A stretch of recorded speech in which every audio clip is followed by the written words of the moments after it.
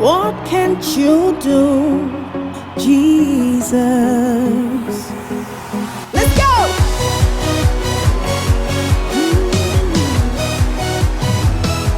Jesus.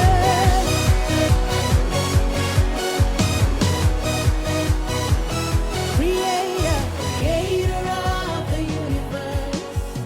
What can't you do? What can't you do? Instead of yelling, why can you always buckle your shoes? Why can you always do this right? Why can you always have your breakfast all by yourself? No, take time out. Teach the child how to buckle his shoe. Teach the child how to use the spoon to eat his food. Teach the child how to button his shirt. Teach the child how to do his tie. Teach the child how to wear her skirt, how to clean her pants. Teach him, teach her. So you do problem solving. Let all the siblings gather together to find a solution to a misbehavior. You know, okay, something, you're always doing this wrong. Okay, let's find a way of doing it right. Let's find a way to do it right. Okay, we all come together. Okay, how do we do it? How is this supposed to be done? How should it be done? For instance, maybe, one is always sort of like when he sweeps the floor, cleans the floor, hoovers the house, there's always dirt left somewhere, and then you've shouted and screamed, and you don't shout and scream again. But then you're not going to punish a child for, not hoovering the floor well, and then he goes in and does the same thing again. No, you take the child, you take the hoover or the broom or whatever you use as a form of cleaning in your country or in your environment. You take the child. We, for instance, in UK, will use the hoover. We use the vacuum cleaner. We call it vacuum cleaner. We call it the hoover. You take the hoover, and so there are nozzles to the hoover as well, because there are corners that the big heads cannot get to. So you take the big head off, put the small slim head in, and then teach that child how to go through the corners and pick up the dirt from the corners, perhaps the wool fleas and the crumbs and that the big head cannot get to. So you teach that child how to get into that those areas by teaching the child how to use the small nozzle or not small head. And that's what you do. Oh, whenever you use the bathroom, you don't clean it, you don't wash it, it's always dirty. Okay, take the child out and teach. There's the toilet brush, there's the what do you call it, liquid cleaner like bleach and all of that stuff, and then you teach the child how to go through the corners of the toilet and get the toilet cleaned out properly. Perhaps teach him first, once you've flushed the the toilet, you leave it for a while, and then what you do, you put the liquid cleaner like bleach, leave it for a while, few minutes. By the time you get there, it would have dissolved perhaps it's part of the physics that's left against the pans. It would have dissolved, and then you get there, you flush it, and then you do it again, and then you use the brush to brush it, and it's sparkling white. You teach the child. That's problem solving. You don't just come and say, hey, you've used this toilet again. Hey, look at how dirty it is. Look at, and then go back. You're like, how can you do this? And then you're shouting. That may not even be part of the rules in the house, because who now going to, you can't create everything and put everything under the rules. Some you'll have to just, deal with it as you go. So if, for instance, if you mess the toilet up, and this is what happens, you can't be punishing the child for, using the toilet and it's dirty. You go in and show him how to clean it. That's it. I once, my brother was saying that he never knew that he had to clean the top of his mouth. I'm like, who doesn't know that? But he didn't know that. He said maybe he used to just and then it was gone, and then his mouth would be smelling. I said, well, you know, then I had to teach him. I had to say, okay, you clean this, you clean that, you clean it, you go this way, you go that way, you go that way, you go through this, you go through this. And then your mouth is clean and fresh. Some just don't know. So don't punish a child unnecessarily. And then you start yelling and yelling and yelling. You understand?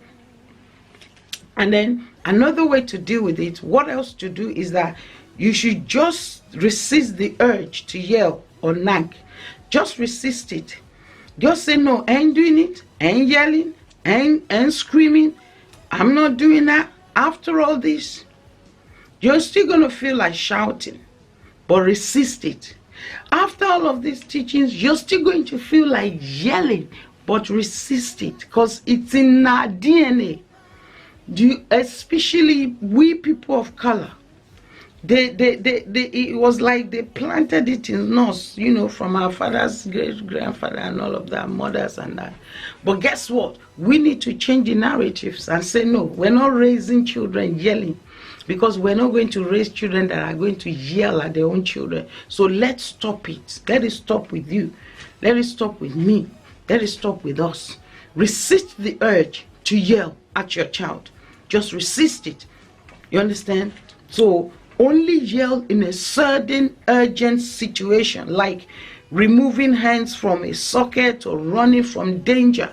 You know, you can yell, but this is the only occasion, or these are the only instances where you can yell. For instance, if a child is putting themselves into danger, like for instance, there's a hot iron, that's a serious health issue, health and safety issue. So if you're leaving hot iron and dangerous things lying around, or cables lying around, or you know, open sockets where a child can poke their finger into it and be electrocuted, that's a dangerous thing. You need to create an environment where it's safe for a child, especially toddlers, to move around and all of that stuff, or children to explore, you know. But if there is a case where, for instance, I was saying about the hot iron, and that is lying down there, that child could really hurt themselves, and you could land yourself in the hospital. So you spend several hours,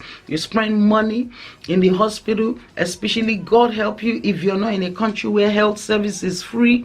You understand? So you need to, you can yell just to, excuse me, to save that child from danger, to save that child from being hurt, or to save another child from being hurt. Say, for instance, a child should take an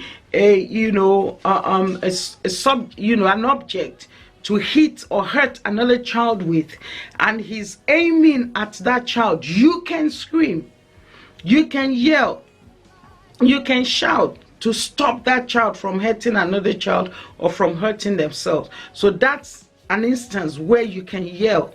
So it's not that you totally cannot yell or shout or scream.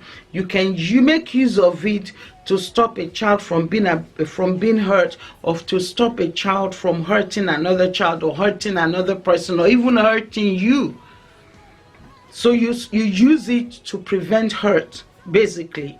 Yeah, you only make use of yelling in a sudden urgent situation to prevent danger and to prevent hurt. Number 6 thing you can do instead of yelling is to express feelings some other ways. You know, just express your feelings, you know, aside yelling. Make use, for instance, take a child out for a walk and talk. The child's done this. Take them out, walk and talk. I call it walk and talk. You know, that could be your time together as well. Time, you know, you fellowship with the child as well. You know, and then you're correcting them, you're lecturing them, you're teaching them, you know, and in a way you're mentoring them. You're mentoring, this is what you do, this is how you do, what you did the other time wasn't da da da da, and then you run them through, you run them. It's a great, children love it, and they assimilate it, and they feel special. And guess what? You create it in their memory box. You create it because they're going to remember those times. Those are the precious times they remember. And it helps them to learn the big issues of life. They will never forget those moments where you take them out, where, as a father, you took them out walking and talking and, teaching them what to do, what not to do, correcting them, correcting errors. They will never forget. They will teach it to their children too. Hi, Sonny.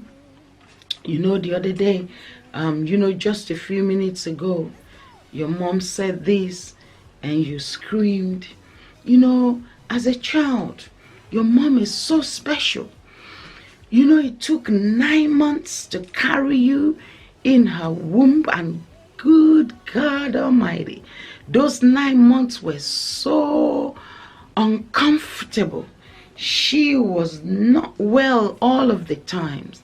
And then, there were times where she couldn't eat. There were times where she felt so tired. And then there were times she couldn't even work. There were times, and she was carrying you in her womb. And then, got to labor where she had to deliver you. Oh my God, the pain was so excruciating. It was unbelievable. It was unbearable. So as a child, you don't do that to your mother. You don't shout at your mother. You don't disrespect your mother. So you as a father, you're teaching that child principles about life, how things should be done. Don't ever tell me that moment will not be in his memory. So when we get home now, you know what you're gonna do, boy? I said, okay, Daddy, you're gonna have to go and apologize to your mother. Do you get me? Yes, sir. You're gonna have to let your mother know you'll never ever do that again. You're gonna let Mama know you appreciate her. You're gonna let Mama, you know how much cooking she does for all of us? Yes, Dad, I know. Oh, I really messed up, didn't I? And then you're gonna say it's all right, baby, but you're gonna have to just fix it. And you fix things by apologizing. When you go wrong, when you do wrong, you're gonna apologize. You understand it, my boy? And he goes, yes, Daddy, I'm so grateful, Dad. And then you go back home. And guess what? He rushes to Mother and he says, Mom, oh, I'm so sorry. I didn't really mean it, but I was really, oh, Mom, I ain't got no excuse to really shout or to disrespect you or to dishonor you. Oh, I'm so sorry, Mama. It'll never happen again. I love you so much. You did so much for me, I really love you, Mama. I'm so sorry. And then he's there hugging his mother. Guess what? You've corrected the situation. You've taught him lessons about life. You've brought some things to him, to his realization, but that he never knew or he never even thought of. Oh, who on earth was there when I went there when my mother was having me? I know what he went through, what she went through until I started having my kids, man. All right. So, but you've corrected the error. You get it? So take time out and be with that child and lecture that child. Also, you can write them a letter. Have a one-on-one chat in a car. Go for a drive and talk. Go to the park, see that and talk. And it's good to let the teacher know about their behavior. Say, for instance, don't know what example I can give of that. For instance, if or whatever it may be. I can't really figure out which one at the moment. But you can let the teacher know, because you work hand in hand with your teachers. Teachers and parents are co-workers, they're colleagues. You work to build that child's future, to help that child become a total man and a total woman tomorrow, a total being. You understand? We help to shape in their destiny and to give them an amazing destiny. What else do we do? Validate feelings. Validate feelings. You see, most of the time kids are acting out of hurt feelings. That's what they do. They're acting out of hurt feelings. So validate them. You say, I know why you feel this way. I know why you feel that way. I know why you feel that way. So validate their feelings. And, you know, let them know too. Times when you felt that way. Times when you messed up. Times when you did that. Say, look, I felt this way some times ago. I felt like that. This is what I do when I feel like this. Validate their feelings so that they know they know that you understand. That you understand, because they act out of what they feel. But then the fact that they feel that way doesn't mean it's right. So let's get it balanced. You feel that way, but it doesn't mean it's right. We are in control of our feelings. So you then teach that child how to control their feelings.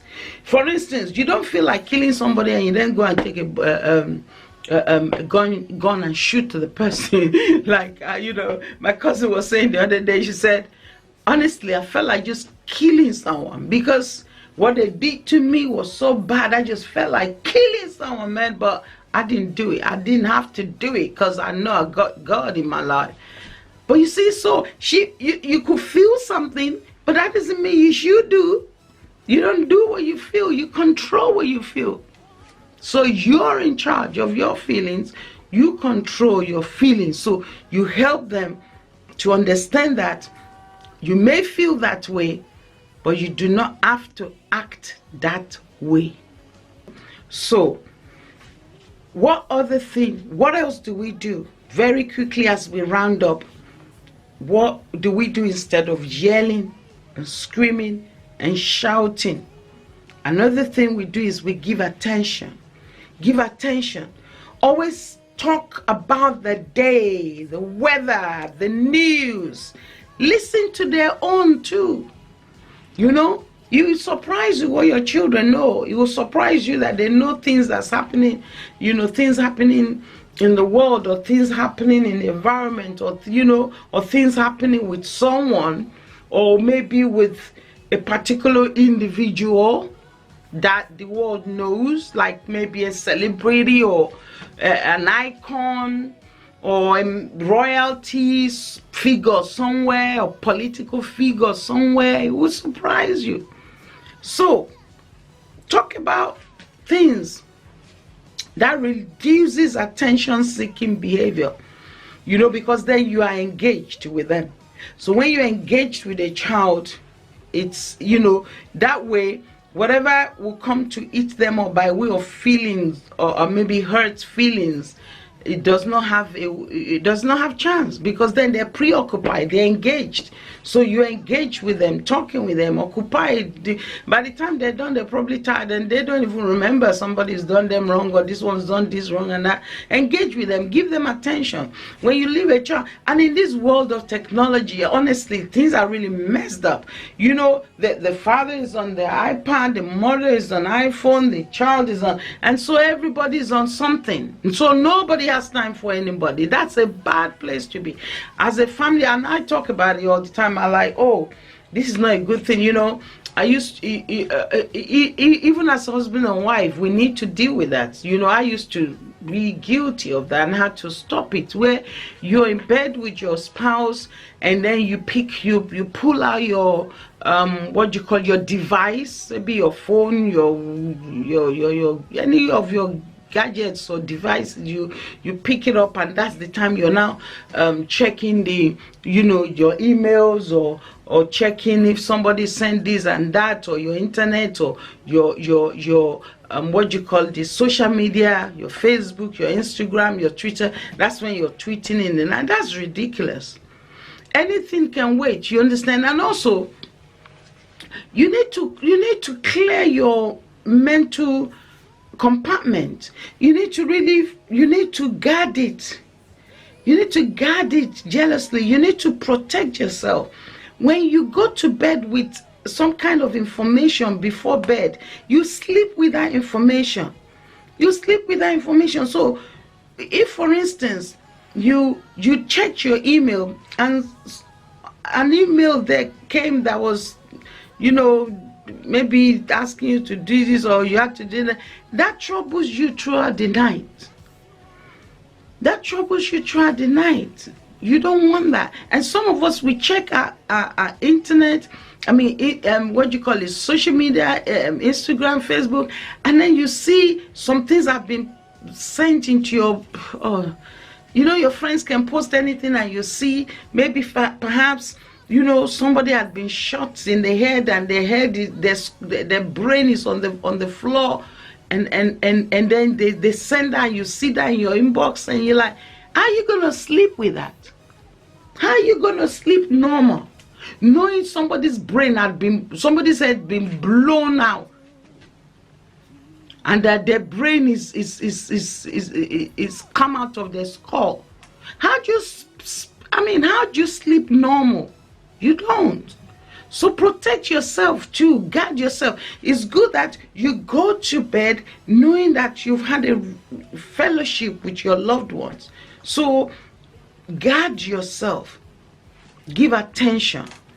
Give attention so that nothing clogs that child's memory that is unpleasant, or that child's brain that is unpleasant. And then finally, you need to be able to reward good behavior in your home. We have to be able to reward good behavior. Reward good behavior in your home. Do it. They should earn a treat to a game, concert, party, or you know, whatever. It could be you set up your own reward system. When this happens, you get this. When this happens, you get this. When this happens, you get it. For instance, you could say to your child, for your GCSE, for every A star or A you get, you're gonna get £100. So that child is taking 13, 14, 15 GCSE. And if that child happens to get 10 A's, that's £1,000 right there. You better trust me, they'll work their butts out to get the A's. Or for every A's you get £200. For every B you get £100. Nothing below B. You know, that's a reward system. They will work hard, because to a child, £1,000 is a lot of money. That's huge. Imagine having that in their account before going to do their A levels. And then for their A levels, you say, for every A you get, I'm going to give you £500. See, they do 3, 4, at most 4. But let's say 3 A levels. So you say for every A you get, A plus A, say, okay, for every A plus you get £500. For every A you get £400. And for every B you get £300. Nothing after B. Woo, that's a nice reward system right there. That's a reward, big, nice reward there. You know, and obviously, yeah, that may take a year, 2 years to accomplish. There may be ones that are just, you know, within the immediate, you know, they take immediate effect. For instance, oh, if you wash my car, you get £5. You get $10. That's a reward system. Don't say, I'm the one that owns everything. I'm the one that's paying the food for the food. I'm the one paying the bills. I'm the one paying this. So why should I pay you to do this? No, it's just a way to help them behave. That's all. Yes, we know you pay the mortgage, we know you pay the bills, but they didn't ask you to give birth to them. So things like, oh, you wash my car, give you $10. Also, you are teaching them ethics, work ethics. Work ethics. Or look, if you go shopping with me, yes, you earn yourself $5. Yeah, for every shopping trip. Be careful on that one, because you'll be paid every week. That's a reward system. So reward good behavior.